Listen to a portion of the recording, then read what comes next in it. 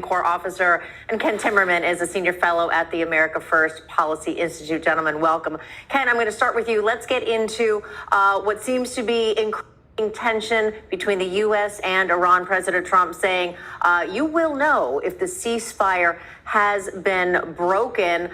Do you think we're close to that actually happening? I think we are close to that happening, and this was absolutely something that we could have foreseen. I've been talking about this actually for weeks since the ceasefire began. The IRGC, the Revolutionary Guards, they thrive on conflict. They've been itching to get into a fight with the U.S. Navy. They have been wanting to strike a blow against U.S. warships in the Strait of Hormuz. That appears to be what they tried to do yesterday, and we responded to that. Mohsen Rezai, who is now the military advisor to the new supreme leader, who seems very much alive, by the way. He had a 2-hour meeting, we're told, by the Iranians with President Pezeshkian yesterday. Mohsen Rezai said there can be no deal with the United States, no reopening of the Strait of Hormuz until the United States gets this, pays war reparations. So the Iranians are doing what they always do when they get close to a deal. They say, we want more. And they're going to keep on demanding more and more and more. This regime is not going to make a deal that we can accept. Ken, real quick, I want to follow up on something you said. You do believe the Ayatollah is alive. You mentioned that 2-hour meeting. You weren't being sarcastic, right? You believe he's alive? Quite seriously. They showed some video of it, some still photographs of it, and a statement. And that's coming from the Iranian media. You never know with deep fakes. Yeah. Yes, deep fakes, and we didn't see any cardboard, I guess, in this time around. U.S. Central Command, Dave, they are talking about this. They said this in a quote: responded with self-defense airstrikes on Iranian targets after 3 Navy destroyers came under missile fire and drone fire. In response, the U.S. struck key Iranian oil ports, in which President Trump described as a love tap. CENTCOM also put this out this morning. There are currently more than 70 tankers that U.S. forces are preventing from entering or leaving Iranian ports. These commercial ships have the capacity to transport 166 million barrels of Iranian oil worth an estimated $13 billion plus. Thoughts on these developments and when you think we may get the Strait of Hormuz open again? Well, my initial thought is I don't know who would want to mess with the U.S. Navy. This is an environment that I think ultimately has been created by what the military has done over the last several months. And I understand that there's probably a lot of negotiations going on. But I think the aspect that we have a lot of control over is our ability to manage the military component of that fight. And I think right now the Navy is demonstrating at will that their ability to A, defend themselves, and B, exert themselves. And I think it's just a matter of time before Iran recognizes that that component of this is not something they want to mess with. I don't think the U.S. Navy is anybody that you should be trifling with at all, certainly in the Gulf right now. Yeah, the Washington Post, Ken, is reporting that a leaked CIA briefing to the White House concludes that Iran retains significant ballistic missile capabilities, according to a confidential CIA analysis provided to officials. Now, the regime retains roughly 70% of its pre-war missile stockpile and 75% of its mobile launcher inventory.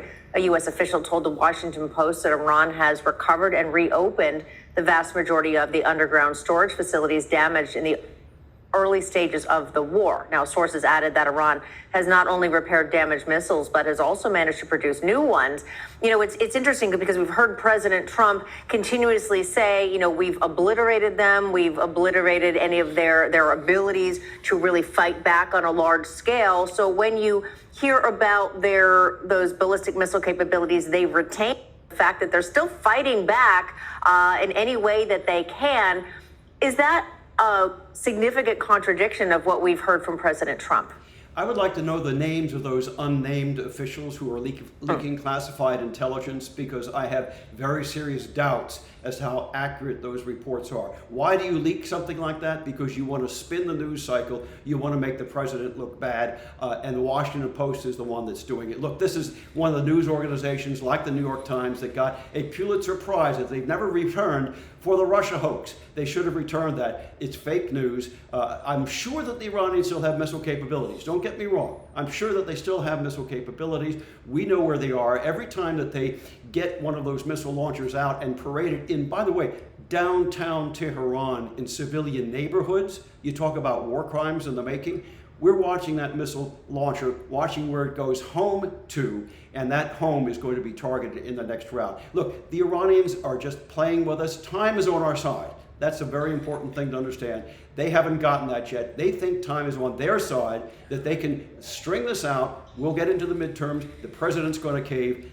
Time is on our side because of the U.S. military, because of the U.S. Navy, as we've just been hearing.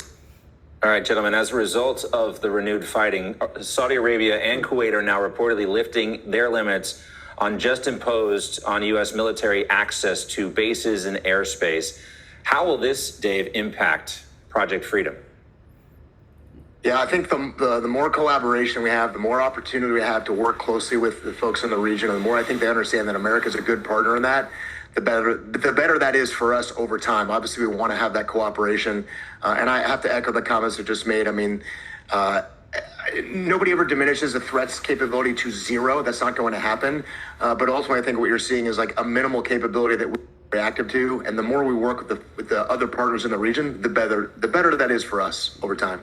Yeah, speaking of working together, Ken, we know that the U.S. is urging the UN to support its resolution demanding Iran halt attacks and mining on the Strait of Hormuz. But Reuters now reporting that diplomats say China and Russia may veto it.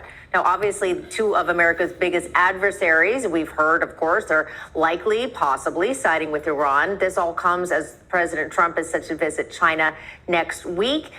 Do you think this will escalate things further, or almost do you think because of President Trump's upcoming visit that could almost help diffuse the situation with Iran? You know, I think that's a really great question. I'm glad that you brought up the United Nations. The United Nations has once again shown itself to be a feckless organization. It is full of countries that bear us ill will, that would like to see us fail. Russia and China are just two of them. They are not alone in that. And the president has put together his own coalition of the willing. And I think that's where we're going in the future. I don't know whether this is going to wrap up before his summit with Xi. It's going to be very interesting to see how that happens. That's a military issue. I am not a military person, but I can just tell you strategically, he is putting the Chinese in a box. He is restricting their oil supplies. He is restricting their oil supplies for a long period looking forward, unless they put some pressure on the Iranian regime. So I think this is going to be a direct Trump-Xi issue, and certainly not one that will be resolved at the United Nations. They've never done anything good when they've gotten involved in a conflict.